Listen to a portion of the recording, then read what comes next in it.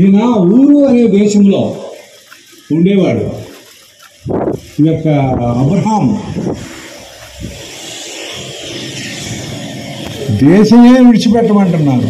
అబ్రహాము ఊరంటే ఇప్పుడు ఇరాక్ అంటారే, ఆ ఇరాక్ని ఆ బైబిల్ కాలంలో ఊరు అనేవాడు. అక్కడి నుండి ఆయన్ని కనానుకి వెళ్ళమన్నాడు. అక్కడికి ఎంత దూరం తెలుసా? 600 కిలోమీటర్లు. 600 కిలోమీటర్ల దూరం వెళ్ళమంటున్నాడు. నేను నీకు చూపించు దేశమునకు. అది ఎంత దూరమో చెప్పలేదు. ఆ దేశ పరిస్థితులు ఏమిటో చెప్పలేదు. ఈ దేశం కంటే ఆ దేశం బాగుంటుందా లేదా ఏం చెప్పలేదు. నీ దేశమును వదిలిపెట్టమంటున్నాడు, నీ బంధువులను వదిలిపెట్టమంటున్నాడు, నీ తండ్రి ఇంటి వారిని వదిలిపెట్టమంటున్నాడు. అదనమాట దేవుణ్ణి వెంబడించడం అంటే. ఇంత వ్యవహారం ఉంది. ఎందుకు వదిలిపెట్టాలి ఇవన్నీ అంటే, దేవుడు అబ్రహాముని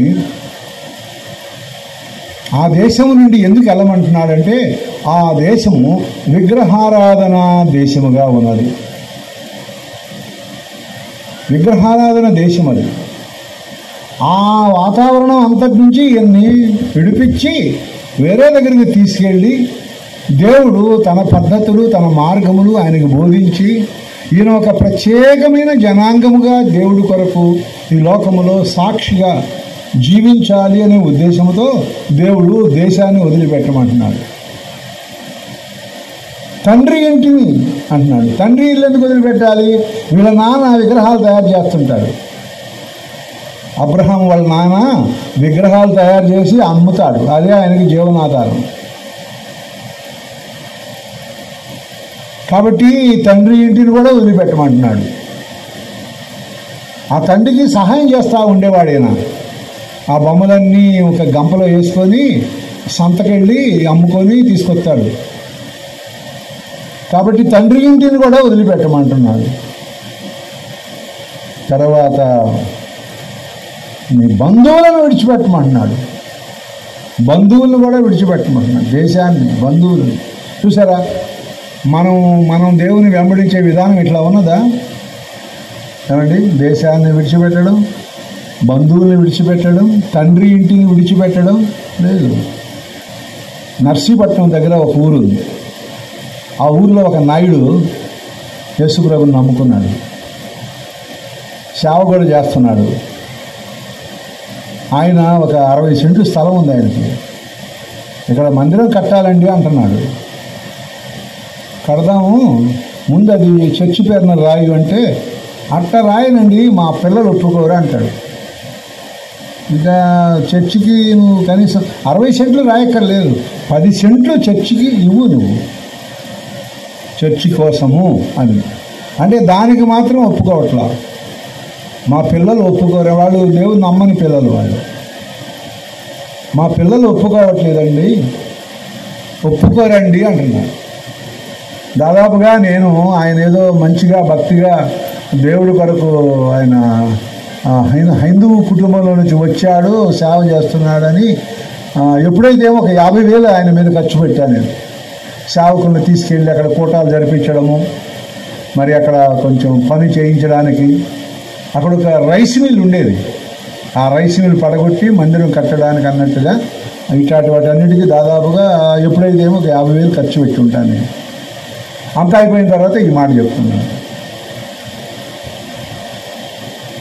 ఇంకా అందుకని పక్కన పెట్టేసాను ఆయన. ఇప్పటికీ వచ్చిపోతుంటారు, మీరు రావాలి, ఒకసారి రావాలని. మీలాంటి వాళ్ళతో సేవ చేయడం కష్టం అండి. సమర్పణ లేదు మీకు. సమర్పణ లేకుండా ఏంటి మీరు చేసే సేవ? 75, 78 ఉంది ఇప్పటికే ఆయన వయసు. చర్చ్ ఆఫ్ క్రైస్ట్లో ఉండి అక్కడ మళ్ళీ డబ్బులు తీసుకుంటున్నాడు. ఇక్కడ వచ్చి మళ్ళీ మనల్ని పట్టుకొని మన ద్వారా అక్కడ ఏదో ఆ ప్రాంతంలో చిన్న మనల్ని గురించి అందరికీ ఒక మంచి సాక్ష్యం ఉంది కాబట్టి, అంత పలానా వ్యవసాయం గారు మా దగ్గరికి వచ్చారు, ఆయన వాక్యం చెప్తారు అని అట్లా చెప్పి అక్కడ ఏదో మొత్తానికి కొన్ని సంఘాలు ఏర్పాటు చేయాలని ఆయన ఉద్దేశం. తీరా చూస్తే ఆయన దాదాపు సమర్పణ సరిలేదు. చూసారా, అలాగా ఉంటుంది. కొంతమంది బంధువులు విడిచిపెట్టరు. మా బంధువులు ఒప్పుకోరండి అంటాడు, మా నాన్న ఒప్పుకోరండి అంటాడు. అవన్నీ ఇక లాభం లేదు, నువ్వు పనికిరావు. నువ్వు దేవుని వెంబడించడానికి నువ్వు పనికిరావు అంతే. అబ్రహాం ఎప్పుడన్నా దేవుడు ఎవరినైనా పిలిచినా సరే, ఒకసారి ఒకడు వచ్చాడు, ప్రభువా నువ్వు ఎక్కడికి వెళ్తే నేను అక్కడికి వస్తాను అన్నాడు. అయితే మా నాన్న చచ్చిపోయేటట్టున్నాడు, ఆయన్ని సమాధి చేసి వస్తాను అన్నాడు. మృతులు తమ మృతులను పాతి పెట్టుకొన నిమ్ము, నీవు వచ్చి నన్ను వెంబడించుము అన్నాడు. చూసారా, వాళ్ళ నాన్న డెత్ బెడ్ మీద ఉన్నాడు, మరణశయ్య మీద ఉన్నాడు. నేను వస్తాను ప్రభువా, నీతో నేను వెంబడించాలని ఉంది. అయితే ఆయన ఎప్పుడు చచ్చిపోతాడో తెలియదు. ఆయన చచ్చిపోయాక ఆయన్ని పాతి పెట్టి అప్పుడు నేను మిమ్మల్ని వెంబడిస్తాను అంటాడు. చచ్చిపోయిన వాళ్ళని, ఆత్మీయంగా చచ్చిపోయిన వాళ్ళు ఉంటారు కదా బంధువులు, వాళ్ళు పాతి పెట్టుకుంటారులే, నువ్వు వచ్చి నన్ను వెంబడించు అంటే ఆయన రాలేదు, ముడుకు అన్నాడంటే. అట్లాగా ఉంటాడు. ఇంకోటి వచ్చి ప్రభువా నేను నిన్ను వెంబడిస్తాను అన్నాడు. నక్కలకు బొరియలును ఆకాశ పక్షులకు గూళ్ళును కలవు గాని మనుష్య కుమారుడు తలవాల్చుటకైనా స్థలము లేదు అన్నాడు. అంటే నాకే తలవాల్చుకోవడానికి స్థలము లేదు. నక్కల కన్నా బొరియలు ఉన్నాయి, ఆకాశ పక్షులకు గూళ్ళు ఉన్నాయి, నాకు తలవాల్చడానికి ఏం లేదు. ఆయన పగలంతా సేవ చేసి రాత్రిపూట ఒలివ కొండలకు వెళ్ళిపోతాడు, అక్కడ ప్రార్థన చేసుకుంటాడు, నిద్ర వచ్చినప్పుడు కాసేపు కునుకు తీస్తాడు, మళ్ళీ పెందల కడనే లేచి ఇంకా చాలా చీకటి ఉండగానే ప్రార్థన. అది ఆయన పరిస్థితి. అట్లాగా నాకులాగా నువ్వు ఉండగలిగితే రా అని చెప్పేసి, అది దేవుని సేవని కాదు, అసలు దేవుణ్ణి వెంబడించడం ముందు, సేవ సంగతి తర్వాత. దేవుణ్ణి వెంబడించే వాళ్ళకి సమర్పణ ఉండాలి, త్యాగం ఉండాలి, విడిచిపెట్టే స్వభావం ఉండాలి. ఏవేవి దేవుడు విడిచిపెట్టమంటున్నాడో చెప్పాడు కదా, మీలో ఎవడైనా నన్ను వెంబడింతో కోరిని ఎళ్ళ తన తల్లిని, తండ్రిని, అన్నదమ్ములను, అక్క చెల్లెండ్రను, భార్యను, పిల్లలను ఇవన్నీ విడిచిపెట్టి తన శిలువను ఎత్తుకొని నన్ను వెంబడించాలా అన్నాడు. అది యేసు ప్రభుని వెంబడించడం అంటే అది. ఎందుకు ఈ తండ్రి ఇంటి అందరూ విగ్రహారాధన చేస్తున్నారు, వాళ్ళు ఆటంకపరుస్తారు, ఈయన సమర్పణకి అడ్డుకుంటారు. ఒక సందర్భంలో ఆదికాండం 22వ అధ్యాయంలో దేవుడు అబ్రహామా అన్నాడు, చిత్తము ప్రభువా అన్నాడు, నీకు ఒక్కడైన కుమారుని అనగా నీవు ప్రేమించి ఇస్సాకును తీసుకొని మొరియా పర్వతం మీద నాకు దహనబలిగా అర్పించు అన్నాడు. భార్యను సంప్రదించలేదు, వెంటనే ఒక కట్టెల మోపు తీసుకొని కొడుకు మీద పెట్టి కత్తి తీసుకొని బయలుదేరాడు. పనివాళ్ళు కూడా పనివాళ్ళు కూడా ఉన్నారు. ఆ పనివాళ్ళని కొండ కిందనే ఉండమన్నాడు, మీరు ఇక్కడే ఉండండి, నేను మా అబ్బాయి వెళ్ళి అక్కడ దహనబలి అర్పించేసి కిందకు వస్తామన్నాడు. ఈ పని వాళ్ళని ఎందుకు రానిలేదు? చదివారా మీరు ఆ భాగము? పని వాళ్ళని మీరు ఇక్కడే ఉండండి, నేను నా కుమారుడు వెళ్ళి దహనబలి అర్పించి వస్తామన్నాడు. ఈ పని వాళ్ళని అక్కడికి రానిస్తే వీళ్ళు ఏం చేస్తారు? బాబుగారు అబ్బాయిని దహనబలి ఇవ్వకండి అడ్డొస్తారా లేదా? అడ్డొస్తారు అంటారు పనివాళ్ళు కదా. లేక పుట్టారండి మీకు 100 ఏళ్ల వయసులో, ఆ బిడ్డను బలిస్తా అంటే అండి ఏమైందండి మీకు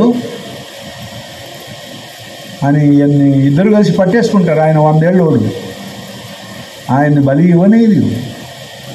అందుకని మీరు ఇక్కడే ఉండండి రా, నేను నా కొడుకు వెళ్తాం, దహన బలి అర్పిస్తాం. చూసారా, మన సమర్పణకి, మన త్యాగానికి మన బంధువులు అడ్డు తగులుతారు, మన తండ్రి ఇంటి వారు మనకు అడ్డు తగులుతారు, మన దేశ ఆచారాలు మనకు అడ్డు తగులుతాయి. అందుకని నీ దేశాన్ని విడిచిపెట్టు, నీ బంధువులు విడిచిపెట్టు, నీ తండ్రి ఇంటి వారిని విడిచిపెట్టు. రా, అప్పుడు నిన్ను గొప్ప జనముగా చేస్తాను, నిన్ను ఆశీర్వదిస్తాను, నిన్ను దీవించేవారిని దీవిస్తాను, నిన్ను శపించేవారిని, ఇవన్నీ అప్పుడు నీకు వర్తించేది. కాబట్టి అసలు మన సమర్పణ ఎట్లా ఉంది? మనం దేవుణ్ణి వెంబడిస్తున్నామా? అన్నీ విడిచిపెట్టి వెంబడిస్తున్నామా? సో వీళ్ళందరినీ ఇవన్నీ విడిచిపెట్టమని చాలామంది దేవుణ్ణి వెంబడిస్తూ ఉంటున్నారు. బూతులు మానేరా? బూతులు, అబద్ధాలు, దొంగతనాలు, తాగుడు. ఒక గుడ్డివాడు ఉన్నాడు, అడుక్కుంటున్నాడు. దావీదు కుమారుడు అని అంటుంటే, దావీదు కుమారుడా యేసు నన్ను కరుణించు, నాకు కళ్ళివ్వు అని కేకలేస్తున్నాడు. వీడు కూడా ఎట్లా కేకలేస్తున్నాడు తెలుసా? ఆయన అడుక్కునే గుడ్డ ఉంది, ఆ గుడ్డ మీద అందరూ డబ్బులు వేసి పోతుంటారు. ఆ గుడ్డ తీసి ఇసిరి పడేసి, అప్పుడు దావీదు కుమారుడా నన్ను కరుణించు అన్నాడు. ఇక్కడే ఉంది మార్క్స్ వార్త 10వ అధ్యాయంలోనే ఇంకో దగ్గర. అతడు గుడ్డివాడు, అతడు అడుక్కుంటాడు అందరినీ. ఆ గుడ్డ, ఆ బట్ట ఏంటనమాట? తన యొక్క బతకడానికి వేసుకున్న గుడ్డ. అనేకులు అనేక రకాలైన డబ్బులు, నాణ్యాలు వేస్తూ ఉంటారు. దాన్ని తీసి పారేశాడు అన్నమాట, ఇసిరి పారేశాడు. ఎందుకంటే ఆ ప్రభువు నన్ను కరుణిస్తాడు, నాకు కళ్ళు వస్తాయి, నేను మళ్ళా ఈ అడుక్కునే పరిస్థితి నాకు ఉండదు అనే ఉద్దేశం అన్నమాట. కాబట్టి ప్రియులారా, మనము పేతురు చెప్తున్నాడు, మేము సమస్తమును విడిచిపెట్టి నిన్ను వెంబడించాము.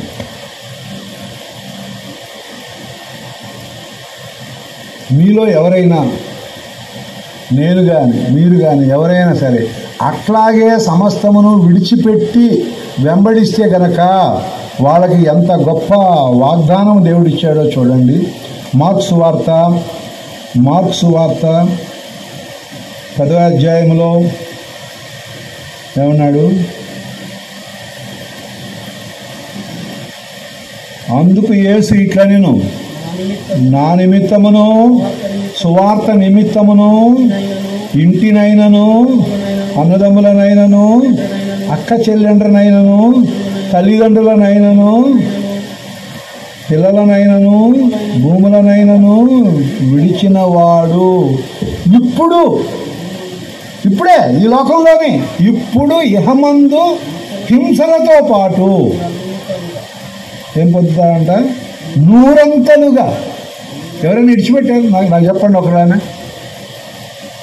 ఇప్పుడే, రాబోయే లోకంలో కాదు, ఇప్పుడు ఇహమందు ఎవరన్నా ఉన్నారండి? నేను దేవుని కోసం నా ఇల్లు విడిచిపెట్టాను, నా తల్లిదండ్రులు విడిచిపెట్టాను. నీ బంధువులు, నీ తల్లిదండ్రులు నీ మీద ఎంత ప్రేమ కొమ్మరిస్తారో అంతకు 100 ప్రేమను కొమ్మరించే అన్నదమ్ములను, అక్క చెల్లెండ్రులను, తల్లిదండ్రులు లాంటి వాళ్ళను దేవుడు నీకు అనుగ్రహిస్తాడు. ఉన్నారా అలాగే ఎవరైనా? మనం అసలు ఏమీ చేయలేదు కాబట్టి దేవుడు ఏదో చేస్తాడని మీరు ఆశించబాకండి. మీరేం చేశారు దేవుడి కోసం? మీరు దేవుడి కోసం ఏమి విడిచిపెట్టారు? ఆయన పరలోకాన్ని విడిచిపెట్టాడు, దూతల స్తోత్రాన్ని విడిచిపెట్టాడు, మహిమను విడిచిపెట్టాడు, తాను రిక్తునిగా చేసుకొని వచ్చాడు ఆయన ఈ లోకానికి. మనము ఏమి విడిచిపెట్టకుండానే మనము ఆ దేవుని వెంబడించగోరుతున్నాం.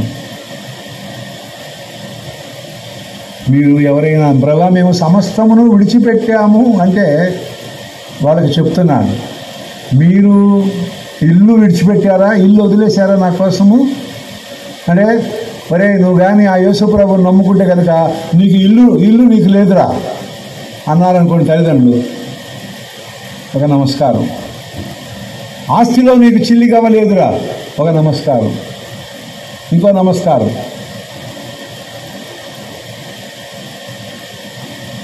నీకు ఏమీ లేదు, నా ఆస్తిలో నీకు ఏమీ చిల్లి కవ్వకూడదు, ఫంక్షన్ నీకు ఎర్ర పైసా లేదు అంటే కూడా పెట్టి దండం పెట్టి రావాలి. వచ్చారు అలాగా భక్త సింగారాన్ని తిమోతి గారంటే, భక్త సింగ్ గారంటే వాళ్ళు కోటీశ్వరుల కుటుంబం. ఇంగ్లాండ్ చదవడానికి వెళ్ళాను, కెనడా వెళ్ళాడు చదవడానికి. అక్కడ యేసుప్రభుని నమ్ముకున్నాడు, బాప్తిసం తీసుకున్నాడు, వచ్చాడు. నీవు సిక్కు తల్లిదండ్రులకు పుట్టి సిక్కు మతాన్ని వెంబడించవలసిన వాడివి, నువ్వు క్రైస్తవ మతం స్వీకరించావు కాబట్టి నా ఆస్తిలో నీకు ఏమీ ఇవ్వడానికి లేదు, నువ్వు పెద్ద కొడుకువే, నీ తర్వాత ఉన్నాను అని స్టాంప్ పేపర్లు తీసుకొచ్చి సంతకాలు చేపించి, అంతే. దేవుడు ముందుగానే చెప్పాడు, నీవు నన్ను నమ్ముకున్నావు కాబట్టి నీ పిత్రార్జితాన్ని నీవు ఆశించకూడదు, ఏ మనుషుడికి నీ అవసరాలు చెప్పకూడదు. ఇవి కండిషన్ దేవుడు చెప్పింది. ఆ కండిషన్స్ ఆయన ఇచ్చాడు. చూసారా, తిమోతి అనే ఆయన మదనపల్లి, ఆయన ఒక పాముటి, ఆయన పెద్ద దుకాణం, హోల్సేల్ షాపు, వాళ్ళ కింద పనివాళ్ళు. ఈయన కూడా యేసుప్రభుని నమ్ముకున్నాడు. అని ఈయన మరి ఏమైందో ఏమో దేశాలు పట్టుకొని తిరుగుతూ ఉంటాడంట అస్తమానం, ఆ దేశం ఈ దేశం చూద్దామని. అలాగే హైదరాబాద్ వెళ్ళాడంట. చార్మినార్ మీద నుంచి కింద దిగి చచ్చిపోవాలని అనిపించిందంట ఆయనకి. ఆ సమయంలో ఎవరో కరపత్రిక ఇచ్చారంట, దాని మీద అడ్రస్ హెబ్రోన్ అని ఉందంట, దాన్ని పట్టుకొని వెళ్ళాడంట. అయ్యా, ఈ పత్రిక చదివాను, దేవుడు నాతో మాట్లాడాడు, నేను ప్రభువుని నమ్ముకుంటాను అంటే, సరే నమ్ముకో అని అన్నారంట. అయితే ముందు మీ ఇంటికి వెళ్ళి మీ తల్లిదండ్రులకు చెప్పిరా అన్నారంట. వెళ్ళారంట. ఏరా యాడికి పోయేవరా ఎంతకాలం అంటే ఇటు సంగతి అంటే, సరే పోతే పోయేవాళ్ళే కానీ మన ఎంట వంట లేని మతాన్ని దేవుణ్ణి నువ్వు నమ్మావు అని ఒక డజన్ కాగితాలు స్టాంప్ పేపర్లు తీసుకొచ్చి అన్నిటి మీద సంతకాలు పెట్టిన ఆయన, అన్నిటి మీద సంతకాలు పెట్టు అని, నీకు ఇందులో ఇక ఏమీ లేదు, ఆస్తిలో నీకు ఏమీ రాదు, అన్నిటి మీద సంతకాలు. అది వాళ్ళకి హిందువులు అందుకు దేవుణ్ణి నమ్ముకోవడానికి వెనక ముందు ఆడేది. ఏమైనా ఉంటే గనక వాళ్ళకి ఆస్తి పాస్తి. అద్దంకిలోనే నాకు తెలిసిన ఒక విశ్వబ్రాహ్మణుడు ఉన్నాడు, కంసాలి, బంగారం వ్యాపారం, బంగారం కొట్టు ఉంది అక్కడ. ఆయన ఒకప్పుడు ప్రార్థనకు వచ్చేవాడు, ఆ తర్వాత రాలేదు.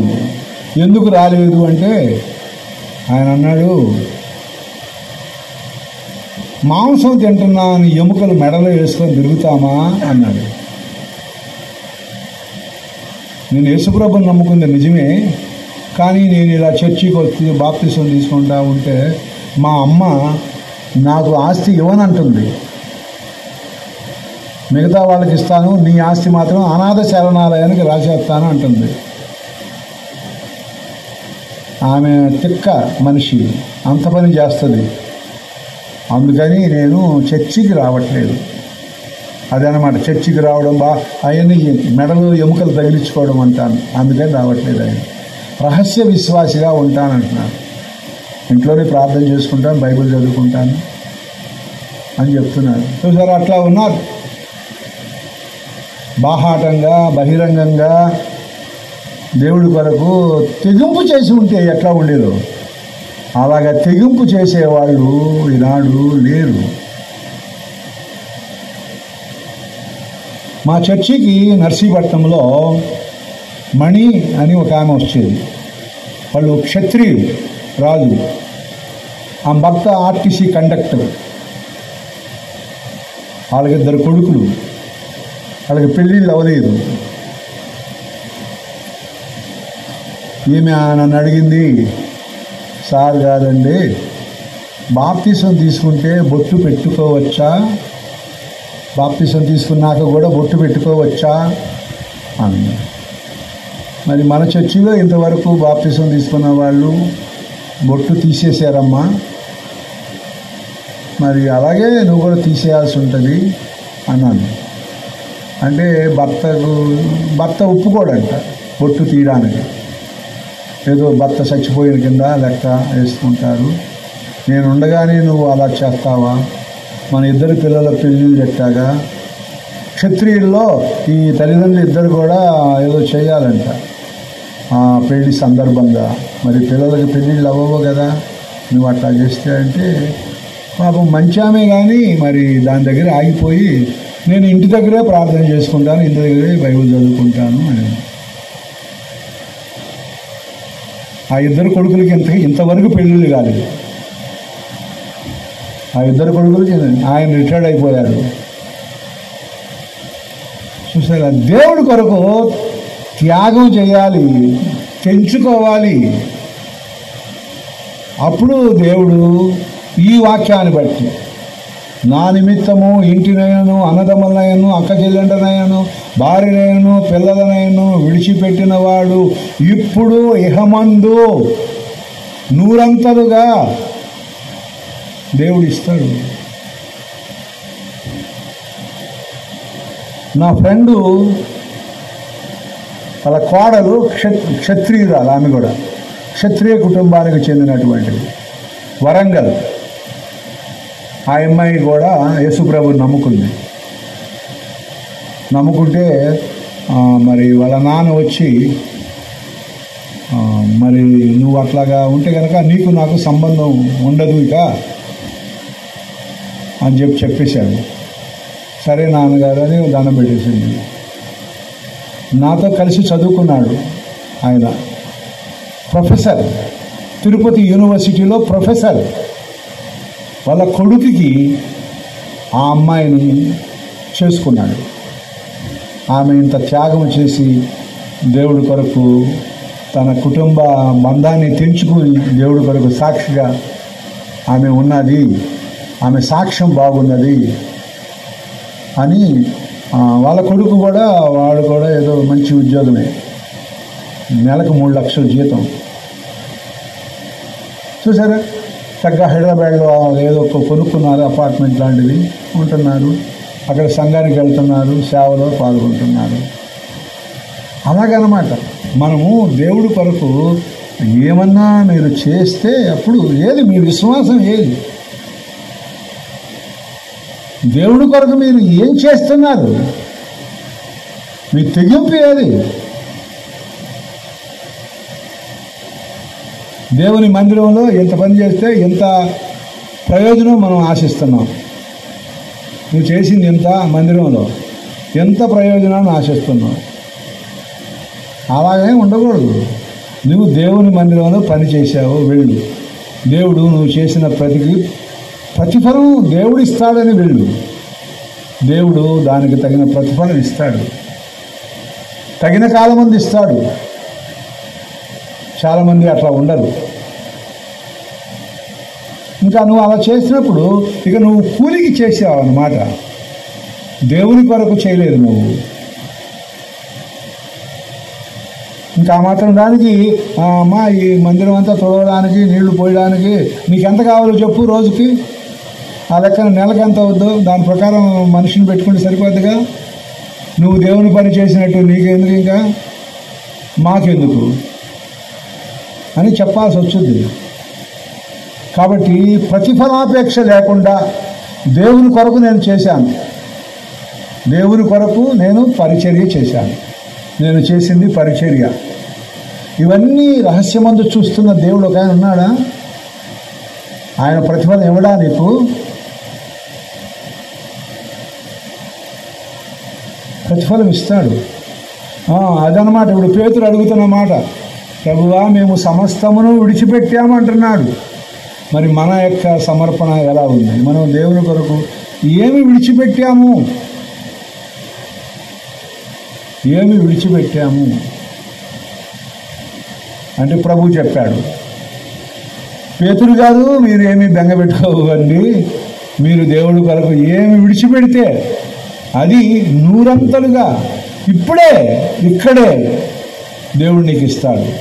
మీలో ఎవరైనా అయ్యా నేను అట్లా చేశాను, నాకు ఏమి ఇంతవరకు ఇలేదు, నేను నమ్మాను 30 ఏళ్ళు అయింది అనేవాళ్ళు ఎవరినుంటే చెయ్యి చూపించాను. నాకు నేను దేవుడి కొరకు ఇంత త్యాగం చేశాను, ఇంత విడిచిపెట్టాను, మా అన్నదమ్ములను విడిచిపెట్టాను, మా కుటుంబాన్ని విడిచిపెట్టాను, నా ఉద్యోగం వదిలివేశాను అనేవాళ్ళు ఎవరైనా ఉంటే, మీరు ఏమైనా ఇబ్బందులు పడుతూ ఉంటే ఈ వాక్యం ఒట్టిదిగా మరి అట్లయితే అట్లా ఎప్పటికీ ఎన్నటికీ జరగదు. ఆకాశం భూమి గతించును, నా మాటలు ఏమాత్రమును గతింపవు అన్నాడు. ఆ మాట చెప్పి ఇప్పుడు ఇక్కడ అని చెప్పి ఇంకేమన్నాడు, ఇప్పుడు ఇక్కడ హింసలతో పాటు నూరంతలుగా అన్నదమ్ములను, అక్క చెల్లెండ్రును, తల్లులను, పిల్లలను, భూములను, రాబోవు లోకము ఒకటి ఉన్నది. ఈ లోకంతోనే అయిపోలేదు, రాబోయే లోకం. మన నిరీక్షణ ఆ రాబోయే లోకం కదా, ఆ లోకం కోసమే కదా మనం నిరీక్షిస్తున్నాం. తెస్సలోనికలకు రాసిన మొదటి పత్రిక చూడండి.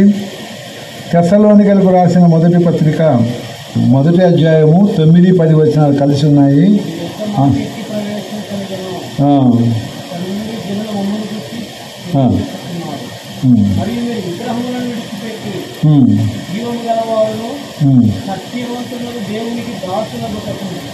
దేవుడు మృతుల నుండి లేచిన యేసు అనగా రాబో ఉగ్రత నుండి మనల్ని తప్పించుకున్న ఆయన కుమారుడైన యేసు పరలోకము నుండి వచ్చునని యేసు పరలోకము నుండి వచ్చునని ఎదురు చూస్తున్నారు వీళ్ళు.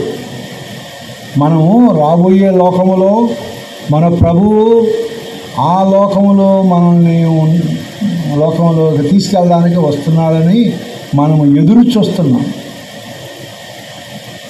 ఆ రాబో లోకంలో నిత్యజీవం.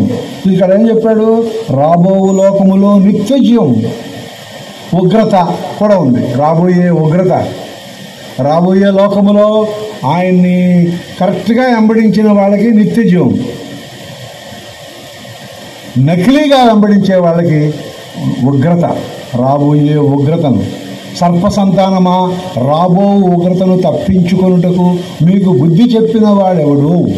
రాబోయే లోకములో మనకి నిత్య జీవం ఉన్నది, లేదా ఉగ్రత కూడా ఉన్నది. మన నమ్మిక సరిలేకపోతే, మన త్యాగం సరైనది కాకపోతే, మనం దేవుని వెంబడించే ఆ యొక్క పరిస్థితి కరెక్ట్ కాకపోతే, గేహాజీ అని ఒకడు ఉన్నాడు, ఎలీషాని వెంబడించాడు. ఏ ఉద్దేశంతో వెంబడించాడో తెలియదు. ఆ నయమానని కుష్ఠరోగి వచ్చాడు, స్వస్థత పొందాడు, వెళ్ళిపోతున్నాడు. బహుమానం ఇవ్వబోయాడు, ప్రవక్త తీసుకోలేదు. మరి బాబు ఈయన ఇంత స్వస్థత చేసి కూడా ఏమీ తీసుకోలేదు, ఇంకా మనకి ఇక్కడ ఏముంది దక్కుదల, ఇట్టా ఇంత పెట్టుకుంటే కుదరదని ఆయన వెళ్ళిపోతున్నాడు. నయమాను తెచ్చాడు, బంగారం వెండి దుస్తులు తెచ్చాడు. నేనేం ప్రవక్త గారు బెట్టు పడుతున్నాడు, తీసుకోకూడదు, నువ్వు అన్యుడివి, ఏదో యెహోవా నామం పేరిట వచ్చావు, స్వస్థత పొందావు, వెళ్ళిపో అన్నాడంతే. ఇప్పుడు ఈ గేహాజీకి డౌట్ మొదలైంది. ఇట్టయితే నాకు భవిష్యత్తు ఏముంటుంది, నా భార్య పిల్లల్ని ఎట్లా పోషించుకోగలను అనుకున్నాడు ఏమో. మరి వెళుతున్న పరుగుని వెళ్ళి, అయ్యా మా ప్రవక్త గారు అట్లా చెప్పాడు, కానీ ఇప్పుడే పక్కూరు నుంచి ఇద్దరు వచ్చారు, మరి కొంచెం ఇవ్వండి అయ్యా అని పోయి అడుక్కొని తెచ్చాడు. అబద్ధాలు చెప్పాడు, ప్రవక్త మీద అబద్ధాలు చెప్పాడు. ఏం చెప్పాడు ప్రవక్త? గేహాజీ ఎక్కడికి వెళ్ళావు నువ్వు? మరి ఎక్కడికి వెళ్ళలేదయ్యా, ఇక్కడే ఉన్నా.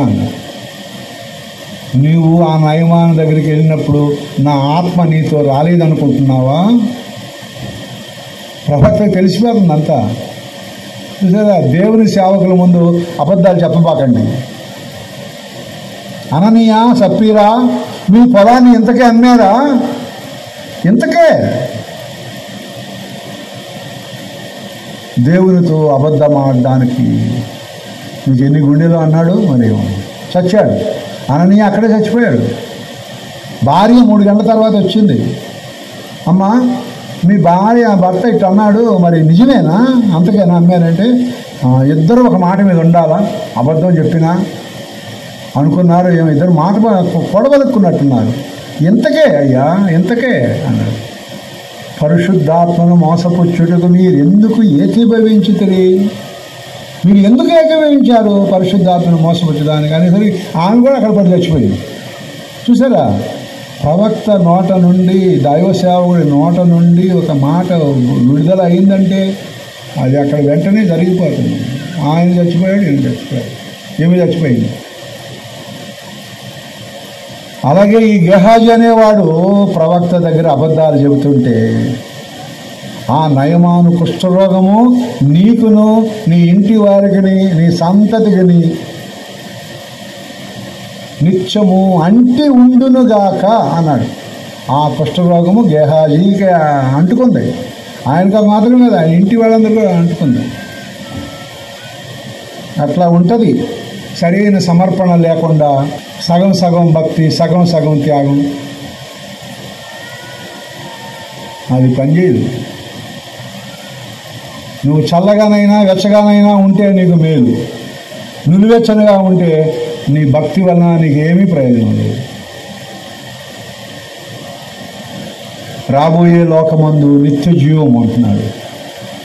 రాబోయే లోకమందు రాబోయే ఉగ్రత అంటున్నాడు. ఉగ్రత అంటే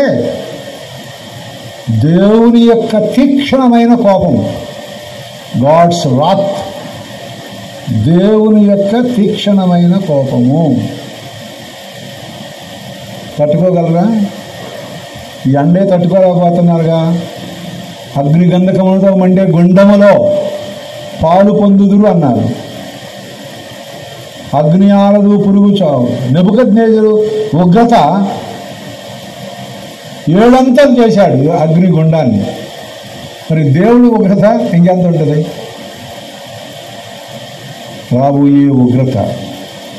కాబట్టి ప్రియులారా, రాబోయే ఉగ్రతను తప్పించుకోవాలి. రాబోయే లోకములో నిత్య జీవాన్ని స్వతంత్రించుకోవాలి. యేసు ప్రభువును నమ్ముకున్న వాళ్ళకి ఈ 2 ఉన్నాయి. కరెక్ట్గా నమ్మారా, ఉగ్రతను తప్పించుకుంటారు, నిత్య జీవాన్ని స్వతంత్రించుకుంటారు. అవకతవకలుగా ఉంటే కనుక, కాబట్టి బాగా పరిశీలన చేసుకోండి. నేను ఇప్పుడు కూడా ప్రార్థన చేసుకుంటా, ప్రభువా నా భక్తిలో, నా విశ్వాసంలో, నా పవిత్రతలో ఉన్న లోటుపాటును నాకు చూపించు ప్రభువా. నా భక్తి యథార్థమైన భక్తేనా? నా భక్తిలో, నా విశ్వాసంలో, నా ఆత్మీయతలో ఉన్న లోపాలు నాకు చూపించు ప్రభువా. ఏమైనా ఉంటే బతికొండగానే నేను దిద్దుకుంటాను, సరిచేసుకుంటాను అని నేను ఇప్పటికీ ప్రార్థన చేసుకుంటాను. ఆత్మ పరిశీలన చేసుకోవాలి. ఆదివారాలు రొట్టెలో ప్రార్థన చేసుకుంటుంటారు. ఏమేమో అంటే వారం అంతా ఎట్లా జీవిస్తున్నారు మీరు? రొట్టెలో పాల్పొందుతున్నాం, సరే, మరి అది కరెక్ట్గా నిజంగా పశ్చాత్తాపడి పొందుతున్నారా? ఇవన్నీ చూసుకోవాలి. చాలా సీరియస్ మ్యాటర్. సీరియస్గా తీసుకోండి భక్తిని. ఇది మీ నిత్యత్వాన్ని నిర్ణయించేది. నిత్య జీవంలో ఉంటారో, నిత్య శిక్షకు పాత్రలవుతారో అనేది.